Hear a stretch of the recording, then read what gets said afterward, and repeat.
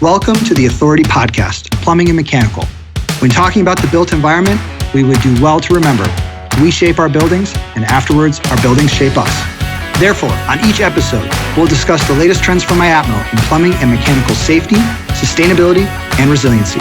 Join me, your host, Christoph Lohr, and together we'll explore the ways we can make our buildings shape us for the better.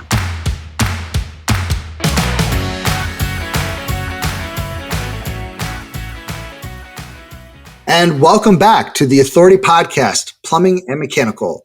For this week's episode, we're going to be talking about water quality and construction practices for potable water with Tim Bartrand, PhD and Executive Director of ESPRI, and Gary Burlingame, Senior Scientist with ESPRI as well. Tim and Gary, welcome to the show. Thanks, Christoph. Tim, can you tell our listeners a little bit about ESPRI and what ESPRI stands for, and maybe introduce yourself and Gary's as far as background goes? Sure, thanks. ESPRI is the Environmental Science Policy and Research Institute. We've been around, we're a nonprofit, and our sweet spot is the connection between the water from water utilities and the water in buildings. We're trying to build that bridge. We've been around since about 2016, founded by Jennifer Clancy, who's still with the group. And like I say, we're quite interested in that boundary, in kind of getting the water in good quality and as customers need it, from the source all the way to fixtures. And that's sort of a sea change in the industry right now, because the water treatment folks, the utility folks, typically get it to the meter, and then there's not a whole lot of oversight after the meter. I'm the executive director. My colleague Gary Burlingame, he joined ESPRI recently after 40 years plus, I think, with the Philadelphia Water Department, and he's brought a lot of energy and certainly a lot of knowledge into ESPRI. Well, I was going to say, I've gotten a chance to work with you, Tim, on a number of initiatives over the years, and the expertise and holistic thinking you guys bring to the table is definitely something that I think the industry is starting to take note of. I know, I took note of, and IAPMO took note of, and I think especially the first collaboration project we had, which is the water quality or manual of water quality for plumbing industry professionals and building managers. That document that was created, I think, as you mentioned initially by Gary, did a lot of the legwork on. Really stupendous, amazing document, really insightful. And now that's made its way in as an annex to the construction practices for potable water manual that IAPMO produced. And that document actually is set for, on our recording day here, January 18th, is set for release for public review. And really want to discuss both documents with you, but let's start with that manual of water quality for plumbing industry professionals and building managers. And I guess I'll point this first question at Gary is, let's talk about water quality 101, just the basics. Can you provide for maybe sort of a simple overview of the concept of water quality and why it's important for the public to understand that concept? Sure. There are three aspects to water quality that would be of interest to understand. One is that water quality relates to safety of the water. Is the water healthful to drink? And is it meeting all the federal and state requirements defining safe water quality? The second is the aesthetics of water, the way it tastes, smells. Is there sediment in it? Is there a color to it? Is there anything that would make it, maybe it's safe, but maybe it's not acceptable or pleasant to consume?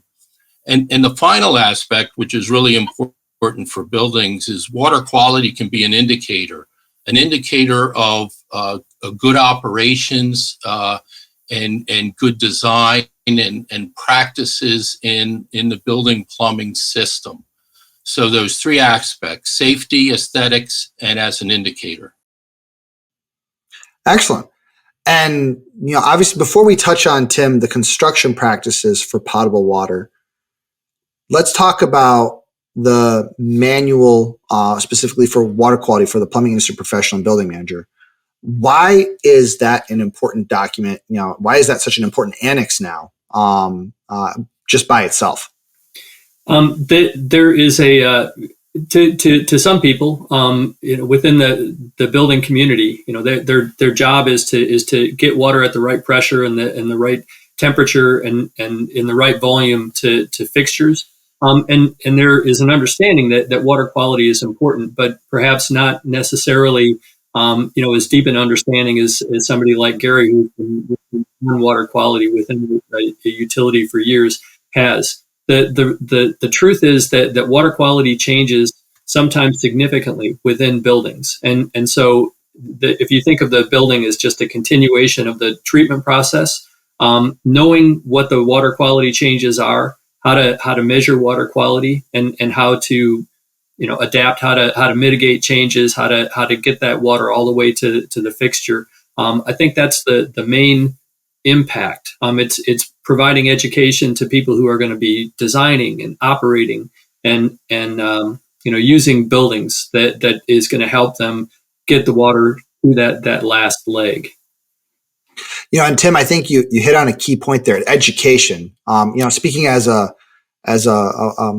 design professional, mechanical engineer that has focused on designing plumbing systems for a decade plus, water quality is really one of those kind of concepts that we really haven't focused a lot on in terms of our education. And I think that word education is a really important one that you mentioned there in terms of what they should know. Because again, there's just a lot of room for that. There's a lot of question marks there. So in the document, in that manual, in that annex, it covers the impact of certain water quality parameters on plumbing systems. For our listeners, could you explain in layman's terms how things like pH, alkalinity, and chlorine, and others potentially, affect drinking water in homes and buildings? And I guess I'll start with you, Gary, and then Tim, if you want to add on.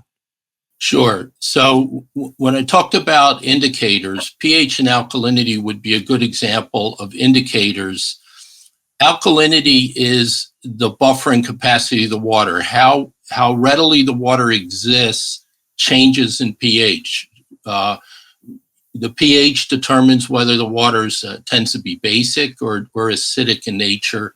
A pH around 7 is a neutral pH.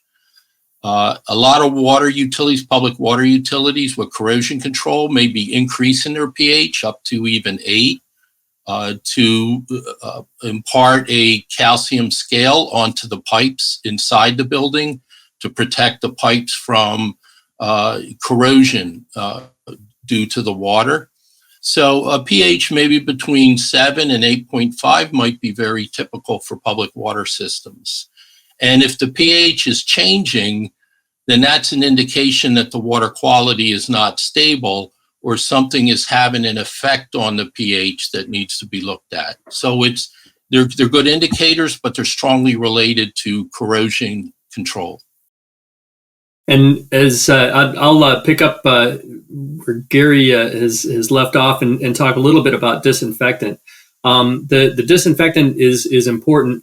The disinfectant in the water, it can impart a taste, but it's what the utility is providing the customer to help them maintain the water quality.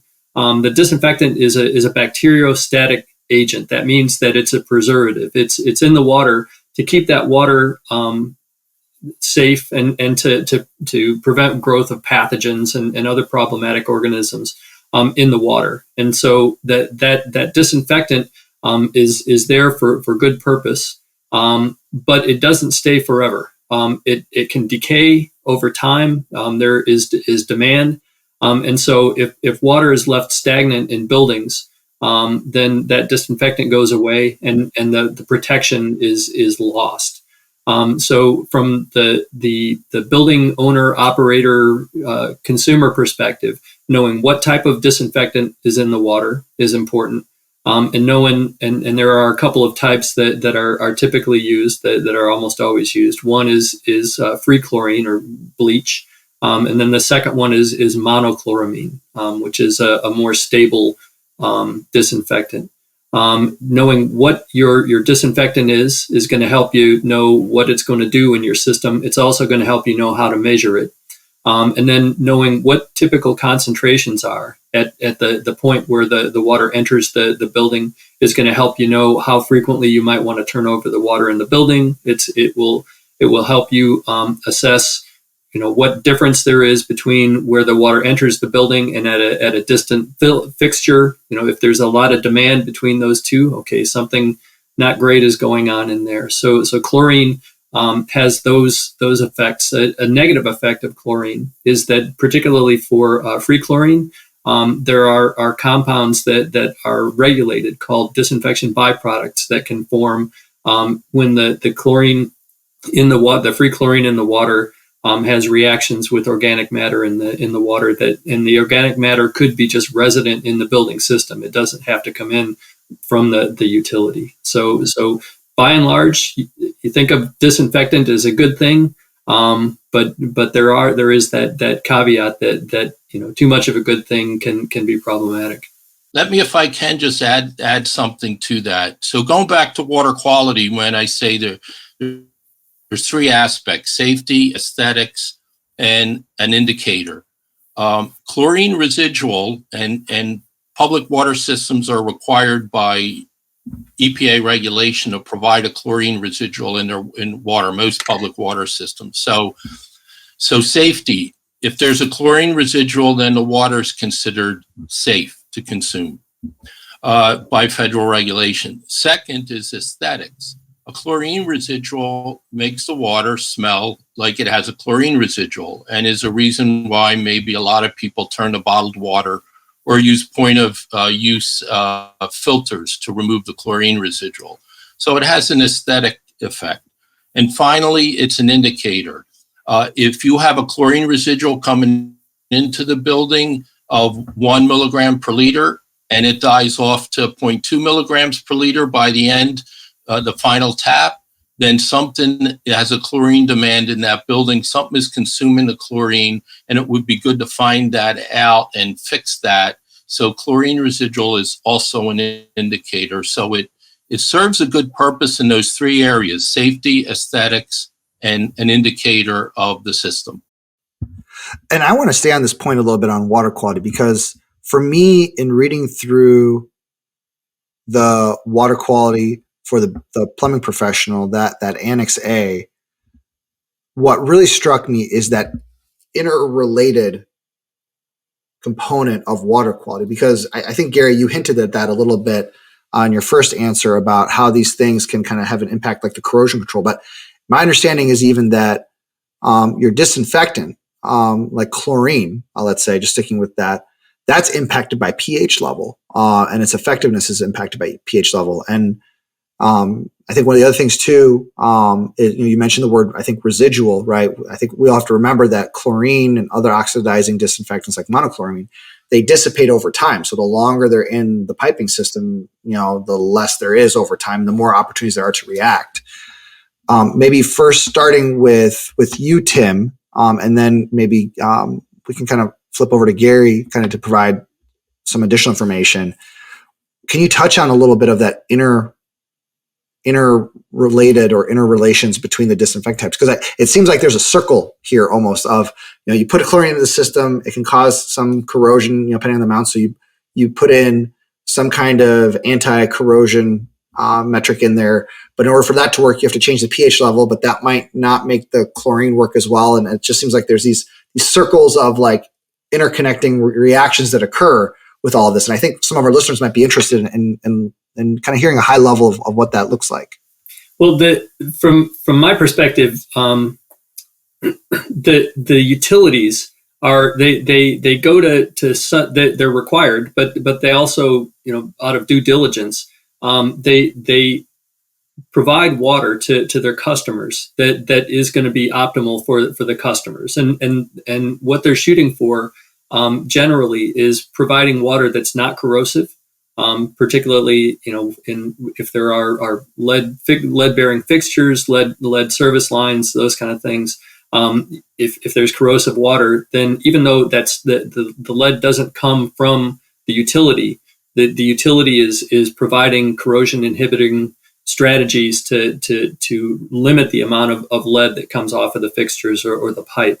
And so you've got corrosion inhibitors, and you've also got the disinfectant. And the disinfectant can contribute to more stable scale, which could reduce corrosion. It's not necessarily a corrosive agent. Certainly, if you go up to 50 parts, you'll have some trouble. But the water quality is formulated by the utility to keep to be protective and helpful in the customer's plumbing. Gary, I'm sure you can add to that. Yeah, the way to think about it is, and this is the way we think about it in the public water supply distribution system, the water entering from the service connection, flowing past the meter, has one quality associated with it. And that quality changes as it travels through the plumbing system. The question is, how much does it change? Some aspects of water quality are conservative. They come in, they don't really change, and that's what you detect at the customer's tap, such as fluoride or sodium or chloride. Some aspects of water quality are not conservative and they change. Chlorine residual will decrease in a plumbing system. It's just a question of how much does it decrease, and does it decrease so much that it doesn't provide protection against biofilms and bacterial regrowth in the plumbing system. Other things like calcium and silica will deposit as scale on the pipe, which could be a nuisance in some cases, as in a hot water system or a boiler, or it could be beneficial as placing a layer between the pipe material, if it's metallic, and the water, and reducing corrosion.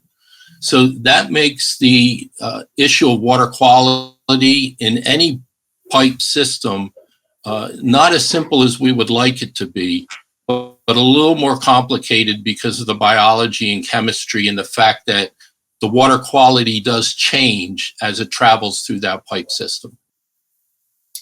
And I think this brings this shows why Gary was the primary author of the water quality manual, and it shows the importance of providing that level of education, because at this point, people listening to this podcast, if they didn't know before, they know, hey, it's a pretty good idea for me to understand the corrosion control strategy for my water supplier, and I probably ought to know what disinfectant they're using and what level it is at my service connection. Because if you have that information, then all of these tangled up other elements, like, okay, how much sludge do I expect to form in my water heater? What is its nature going to be? Do I have to worry about erosion, corrosion in my system? What materials should I design and use in my system? You can start to answer those questions based on the information that Gary provided in the water quality manual.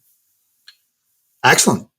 Well, I think for our listeners, it kind of goes to the one quote, people think that water is simple, but it is actually highly complex. I mean, you guys just described just a few of the metrics, obviously. There's a full annex, the full manual by itself in many respects that covers it in more in depth. But one of the things I really like that you guys mentioned in that, and you kind of touched on it here as well, so it's both in the manual and just we sort of briefly mentioned as we've been talking here, is the consumer. And the manual, that annex talks about consumer confidence reports that water suppliers provide to their customers. What should consumers look for in these reports, and how can they use this information to ensure the drinking water in their homes and buildings is safe? And I'll start with you, Gary. Any thoughts on that?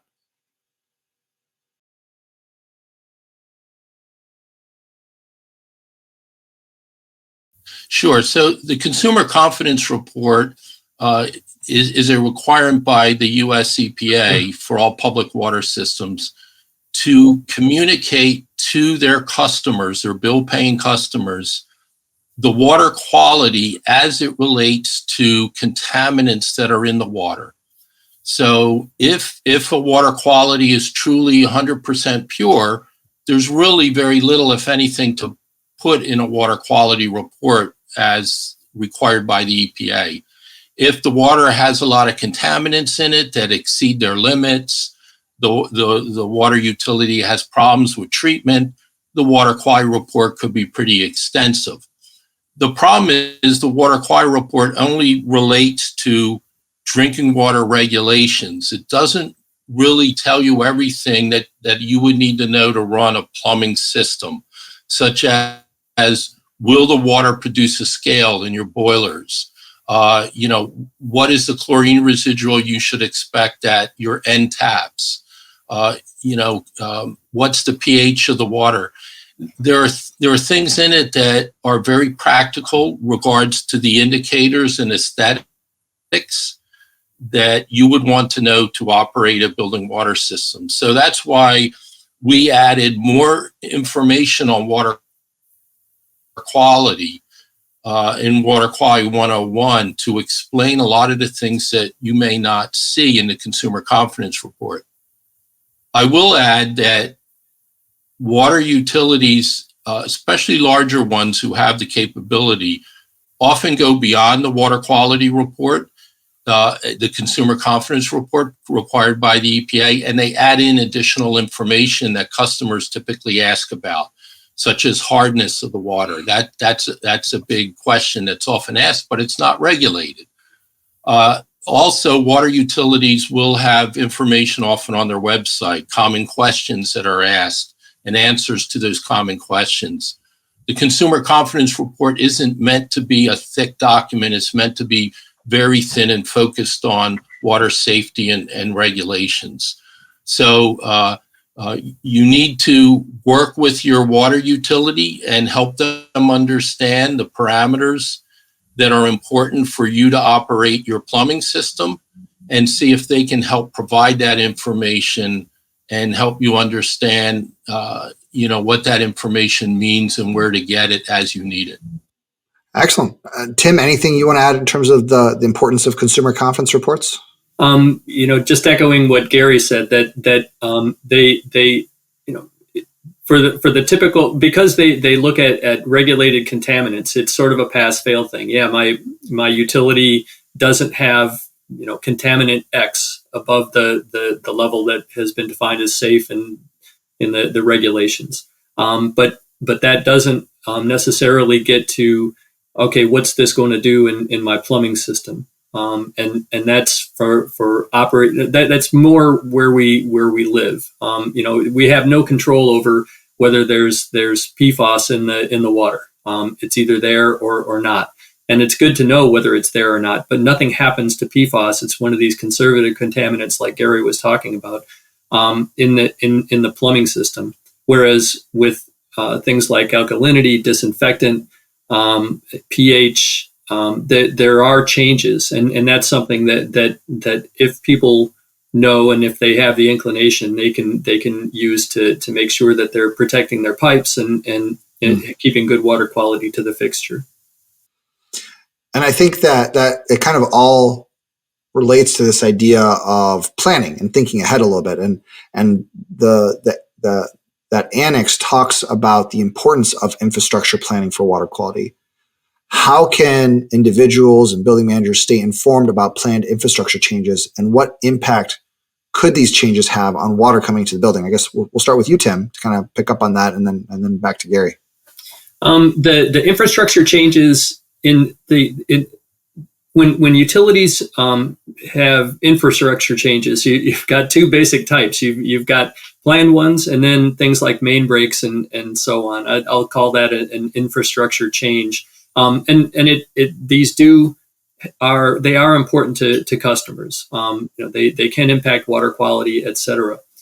Utilities have very highly regulated procedures by which they go about these changes.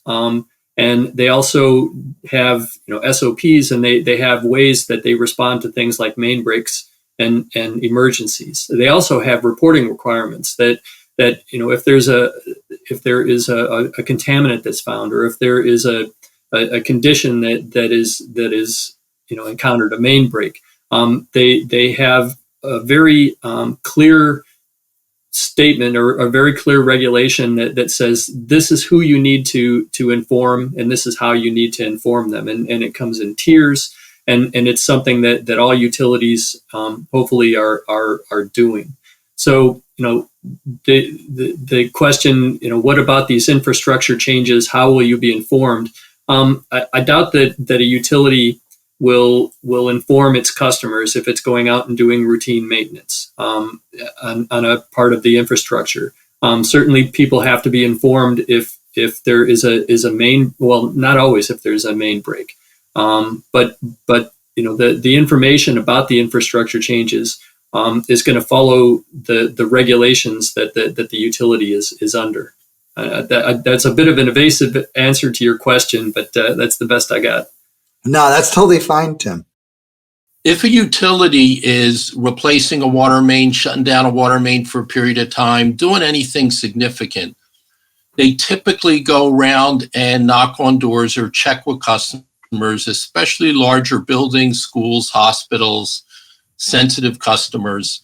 And they usually check with them and say, hey, we're going to be doing this. We'll be out. You might be out of service for a while. You might see a reduction in pressure. A responsible utility will check with those sensitive customers. If a building is particularly vulnerable to such changes, they should simply notify their water utility and ask them, please give us a heads up or notify us if there are any changes. They should also get a copy of the local water main and where their service lines are. They should know that. They might have a fire and a domestic service line. What water main are they on? If they're in a city, there could be, different water main on each side of the building. They should understand the connection, where the connections are. So if they see work going on, they'll know, okay, on the east side of the building, we're connected. I should be concerned about that. If it's on the west side, we're not connected there. That probably won't affect us.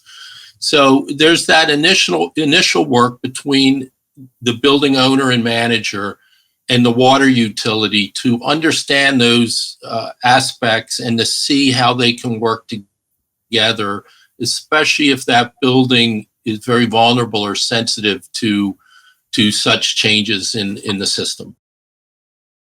Excellent. So, just the sense that I get from both of you is that this document is very thorough. It covers from head to toe anything and everything in terms of water quality, at least for those people that are not familiar with it, from the plumbing industry and the building manager side, to help get them a leg in there, and just an initial understanding to kind of start that process to being able to speak the same language.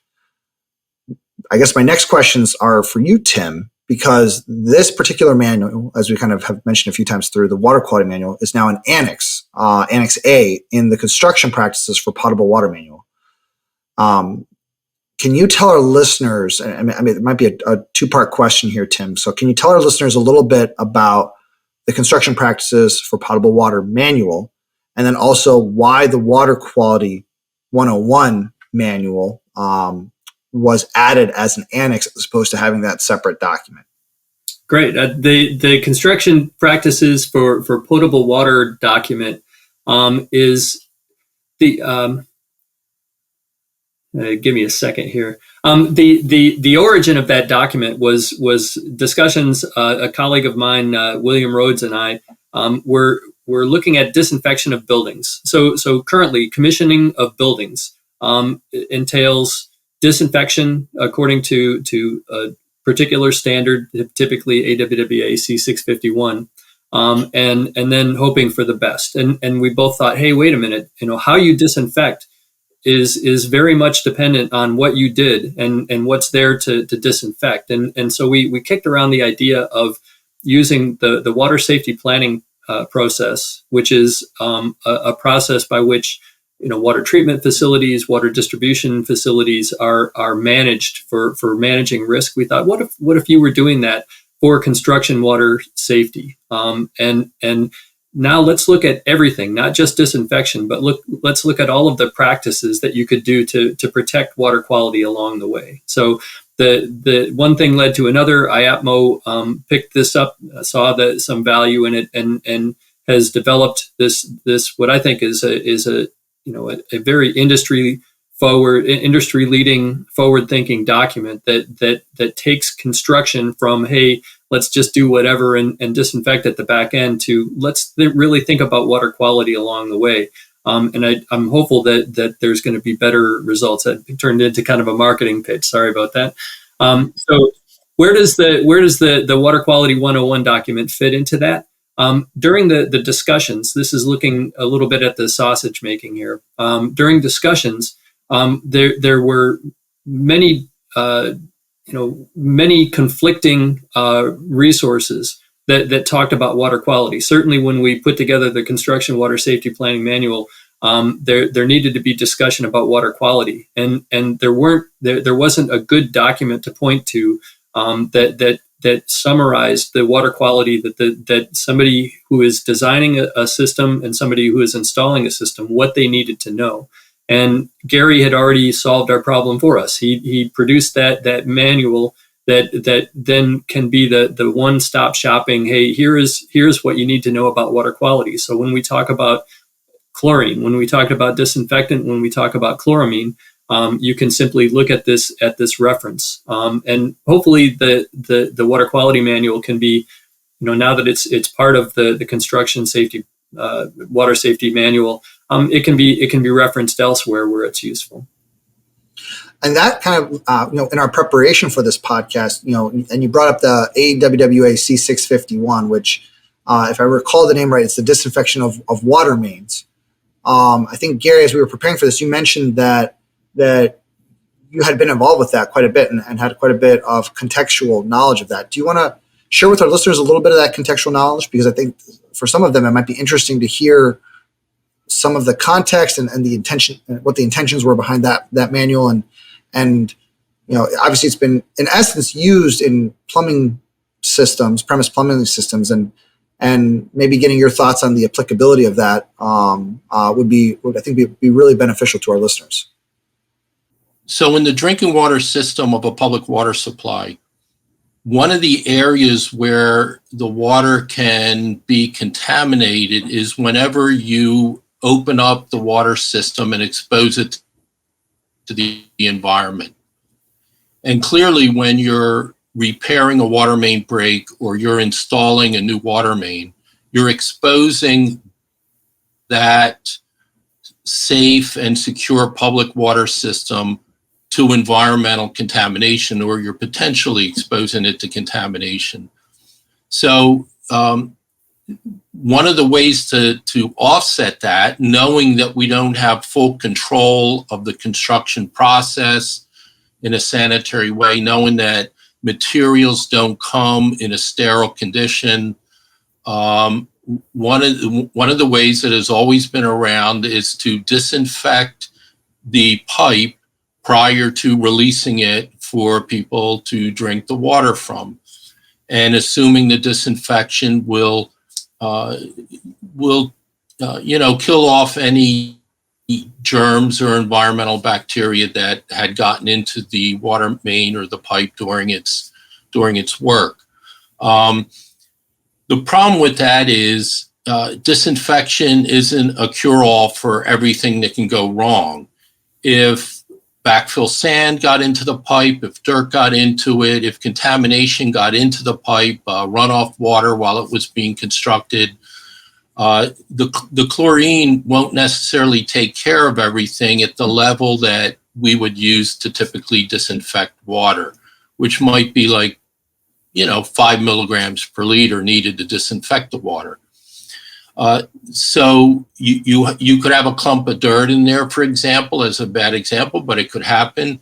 And you hit it with chlorine, and the chlorine gets consumed by the clump of dirt, and no chlorine is left over to do any disinfectant. So we needed to provide a higher level of chlorine, 25 milligrams per liter or 50 milligrams per liter, depending on the way it's being disinfected, to overcome the demand, if you want to say the environmental dirt and so on in the main, to overcome that, and then have some left over to do the disinfecting that is needed before the water can be released and consumed. So there's a lot more that goes into guaranteeing that the repair of a pipe system or the installation of a new pipe system is safe to drink the water from. You need to keep it in a sanitary condition. You need to protect it. You need to install it and protect it. If you need to inspect it and make sure nothing got in it and flush it out if it did, then disinfectant. But then the final test is to run a water quality test to make sure that all that happened properly and that the water then that's being sent through that pipe is indeed safe to drink. And Christoph, that might sound familiar from the construction water safety document, because essentially those practices and others that are specific to buildings are what the document brings forward, so that when the disinfection is done, it doesn't have to be at such high concentrations, and it'll actually get the job done. It sounds like both Tim and Gary, from what I'm hearing from you all, I mean, the science is advancing on this in a good way, and we're updating, with manuals and code proposals and the plumbing codes and standards. We're updating the practices that are needing to be updated as the science advances and as communication improves, which is really great to hear. Well, for our listeners, the manual, again, today is January 18th is when we're recording. The manual is going to be released, is in process of being released today for review, for public review, for a 20-day public review. So if you make that 20-day review, would love to get your comments and input on it. If not, then the task group, which Tim is doing an excellent and expert job of helping to lead, we'll be looking at comments. Would anticipate we'll be able to get through those, and then hopefully here in Q1 we'll have the final document released. So we'll have to see when this episode gets released compared to the document. But on behalf of the Authority Podcast, Plumbing and Mechanical, and IAPMO, I just want to say thank you, Tim and Gary, not only for your contributions, but your time here today in discussing water quality with myself and our listeners. Thanks for joining us on this week's episode of the Authority Podcast, Plumbing and Mechanical. Love this episode of the podcast? Head over to iTunes to subscribe, rate, and leave a review. Please follow us on Twitter @AuthorityPM, on Instagram @TheAuthorityPodcast, or email us at iapmo@iapmo.org. Join us next time for another episode of the Authority Podcast, Plumbing and Mechanical. In the meantime, let's work together to make our buildings more resilient and shape us for the better.